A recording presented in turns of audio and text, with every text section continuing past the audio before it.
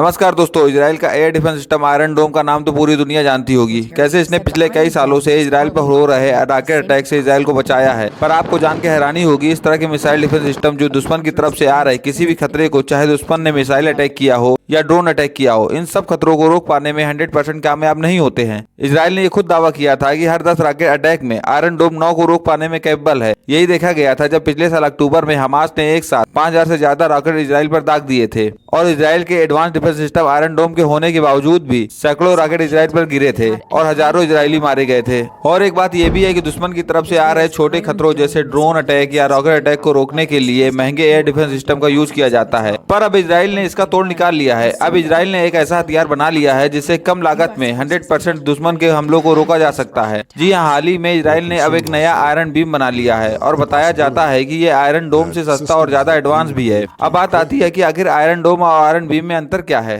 देखो, इजराइल का जो पहले वाला आयरन डोम है, ये दुश्मन के किसी भी रॉकेट को हवा में मार गिराने के लिए खुद भी एक रॉकेट को लॉन्च करता है और यह दुश्मन के रॉकेट के पास जाकर फट जाता है, जिससे दुश्मन के रॉकेट भी डिस्ट्रॉय हो जाते हैं। वही नया आयरन बीम एक लेजर बीम का यूज करता है। इसी की वजह से यह बहुत सस्ता भी होता है। आपको जान के हैरानी होगी कि आयरन बीम से दुश्मन के किसी भी रॉकेट को, जो लाखों रुपए का हो सकता है, उसे डिस्ट्रॉय करने में मात्र $3.5 का खर्चा आता है, जो कि भारत के अनुसार 300 रुपए के आसपास होता है। वहीं इसके उलट आयरन डोम से एक दुश्मन के रॉकेट को डिस्ट्रॉय करने में $50,000 से ज्यादा खर्चा आता है, जिसका मतलब 40 लाख रुपए से ज्यादा। इसीलिए आयरन डोम बहुत ज्यादा महंगा पड़ जाता है। तो यहाँ साफ दिखता है कि लेजर वेपन एक बहुत ही सस्ता और लेजर वेपन बहुत ज्यादा एक्यूरेट भी होता है। इसकी किल एफिशिएंसी भी बहुत ज्यादा होती है। आपको जानकर बहुत खुशी होगी कि इसी तरह के लेजर वेपन पर भारत भी कई सालों से काम कर रहा था, पर अब इंतजार की घड़ी खत्म होने वाली है। बहुत जल्द भारत का डीआरडीओ एक खतरनाक लेजर वेपन का टेस्ट करने वाला है। आप यहाँ देख सकते हैं, इस पर आर्टिकल भी पब्लिश हुए हैं। India very own laser weapon being developed by DRDO could be tested soon. आप देख सकते हैं कि भारत का खुद का जो लेजर वेपन है दुर्गा 2, अब डीआरडीओ उसे टेस्ट करने जा रहा है। इसके बाद भारत भी दुश्मन के रॉकेट, ड्रोन, बैलिस्टिक मिसाइल या कोई भी फाइटर जेट हो, सभी को आराम से डिस्ट्रॉय कर देगा, वो भी बहुत कम लागत में 100% एक्यूरेसी के साथ।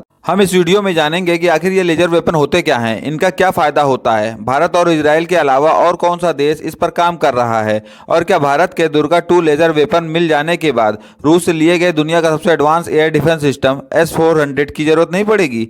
आइए जानते हैं आसान भाषा में। यहाँ से वीडियो के लास्ट तक आपको बहुत कुछ जानने को मिलेगा। दुनिया के कई देश कई सालों से इस तरह के लेजर वेपन बनाने में लगे हैं, पर अमेरिका और चीन ने इस तरह के मोस्ट लीथल वेपन को पहले ही बना लिया था और डिप्लॉय भी कर चुके हैं। और इजराइल भी इस तरह के लेजर वेपन को अभी रिसेंट में ही बनाया है। पर अभी और भी बहुत सारे देश ऐसे हैं जो लगातार इस तरह के लेजर वेपन को बनाने में दिन रात लगे हुए हैं, क्योंकि इनको पता है कि यह हथियार कितना खास और एडवांस है। दुनिया के कुछ बेहतरीन मिलिट्री ड्रोन बनाने वाला देश तुर्की और ईरान, यहाँ तक कि पाकिस्तान जैसा देश भी लगातार इस हथियार को बनाने की कोशिश में लगा है। पर हमारा प्यारा भारत, जो लगातार 2 दशक से कड़ी मेहनत कर रहा था इस तरह के एडवांस लेजर वेपन बनाने में, और अब भारत इसमें आगे निकल चुका है। अब भारत ने इस लेजर वेपन का एक प्रोटोटाइप बना लिया है जो छोटे मोटे रॉकेट, मिसाइल तो छोड़ो, यहाँ तक कि बैलिस्टिक मिसाइल को भी डिस्ट्रॉय कर सकता है। और अब इस वेपन को भारत बहुत जल्द टेस्ट करने वाला है। यहाँ पर समझना जरूरी है कि प्रोटोटाइप क्या होता है और बैलिस्टिक मिसाइल क्या होती है, जिससे आप अच्छी तरह से पूरा वीडियो समझ पाएंगे। देखो, प्रोटोटाइप का मतलब आपने एक प्रारूप बना लिया है, या सिंपल भाषा में कहें तो आपने मॉडल या डिजाइन बना लिया है और अब इसी मॉडल के आधार पर आगे हथियार बनाया जाएगा। वहीं बैलिस्टिक मिसाइल क्या होती है? बैलिस्टिक मिसाइल भी सभी दूसरी मिसाइलों की तरह मिसाइल होती है, पर यह किसी टारगेट पर अटैक करने के लिए प्रोजेक्टाइल मोशन का उपयोग करती है।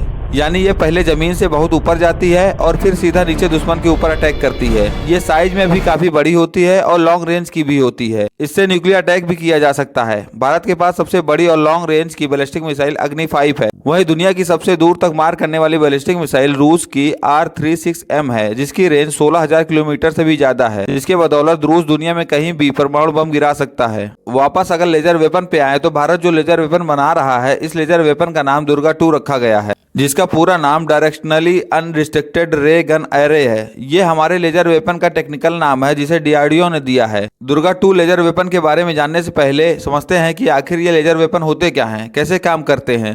इस तरह का हथियार हमने अक्सर साइंस फिक्शन मूवी में देखा है, जैसा कि स्टार वार्स, स्टार ट्रेक, जिसमें ये दिखाया जाता है कि जो गन भी होती है उसमें नॉर्मल गोलियां नहीं निकलती हैं, उन गन से लेजर बीम निकलती है। इसी तरह जो भी लेजर वेपन बनाए जा रहे हैं उनमें गोलियों की जगह लेजर बीम निकलेगी, पर अभी दुनिया इस टेक्नोलॉजी की शुरुआती दौर में है। इस तरह की टेक्नोलॉजी को डायरेक्टेड एनर्जी वेपन कहते हैं। इसमें हम स्टील की गोलियों की जगह लेजर का या माइक्रोवेव का या पार्टिकल बीम का उपयोग करते हैं। अब बात आती है कि आखिर ये लेजर वेपन क्या कर सकते हैं, ये कितने कैपेबल होते हैं। जिस तरह की मैंने बताया कि अभी दुनिया इस टेक्नोलॉजी की शुरुआती फेज में है, तब भी अगर इस लेजर वेपन को सही से बना लिया जाए और डिप्लॉय कर दिया जाए तो दुश्मन की तरफ से आ रहे किसी भी ड्रोन, रॉकेट, यहाँ तक कि डीआरडीओ के अनुसार बैलिस्टिक मिसाइल को भी हवा में मार गिराया जा सकता है। इसके अलावा लेजर वेपन दुश्मन द्वारा लॉन्च किए गए मिसाइल के लॉन्च होते ही उनके मिसाइल के रास्ते को भटका सकता है, और यही नहीं, आ रहे किसी भी फाइटर जेट को भी तबाह कर सकता है। इसीलिए इनको गेम चेंजर कहा जाता है, क्योंकि ये एक ऐसा हथियार है जो छोटे से बड़े किसी भी टारगेट को, फिर चाहे वो छोटे ड्रोन हो या बड़े बॉम्बर एयरक्राफ्ट हो या फिर छोटे रॉकेट हो या फिर बड़े बैलिस्टिक मिसाइल हो, सभी तरह के टारगेट को डिस्ट्रॉय कर सकता है।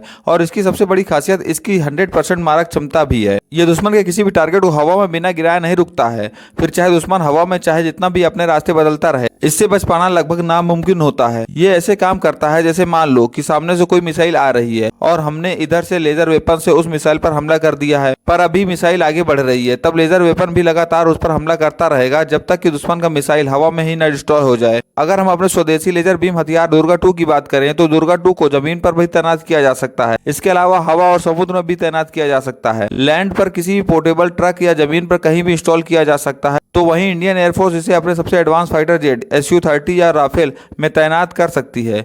तो वहीं इंडियन नेवी इस एडवांस लेजर वेपन को अपने युद्धपोत जैसे डिस्ट्रॉयर, एयरक्राफ्ट कैरियर या फिर छोटे कॉर्वेट जैसे युद्धपोत में तैनात कर सकती है। इससे हम हर तरह के प्लेटफॉर्म में इस्तेमाल करते हुए लेजर हथियारों को डिप्लॉय कर सकते हैं। इस हथियार का दूसरा सबसे बड़ा फायदा ये होगा कि अगर आज भारत के 2 सबसे बड़े दुश्मन देश हैं, वो भी पड़ोसी देश हैं, जिसे पाकिस्तान तो आए दिन परमाणु बम मारने की धमकी देता रहता है, और चीन के पास दुनिया की सबसे बड़ी मिसाइल फोर्स है। दोनों देशों के पास एक से बढ़कर एक बैलिस्टिक मिसाइल है। चीन की बैलिस्टिक मिसाइल तो पूरे भारत में कहीं भी अटैक कर सकती है, तो वहीं पाकिस्तान की most advance ballistic missile Shaheen 3 है, जिसकी रेंज 2750 किलोमीटर के आसपास बताई जा रही है। और भारत को सबसे ज्यादा इन दोनों देशों के बैलिस्टिक मिसाइल से ही खतरा है, क्योंकि ये मिसाइल साइज में भी बड़ी होती हैं और इनकी रेंज भी बहुत ज्यादा होती है, और इन मिसाइलों से परमाणु अटैक भी किया जा सकता है। हालांकि भारत के पास एक से बढ़कर एक most advance air defence system है, जिसमें S-400 शामिल है, जिनसे इन बैलिस्टिक मिसाइल को भी रोका जा सकता है। पर दुर्गा 2 लेजर वेपन आ जाने के बाद आसानी से इन बैलिस्टिक मिसाइल को मार गिराया जाएगा, वो भी बहुत कम कीमत पर। देखो, जब एक या दो या कुछ मिसाइलों से दुश्मन हम पर हमला करता है, तो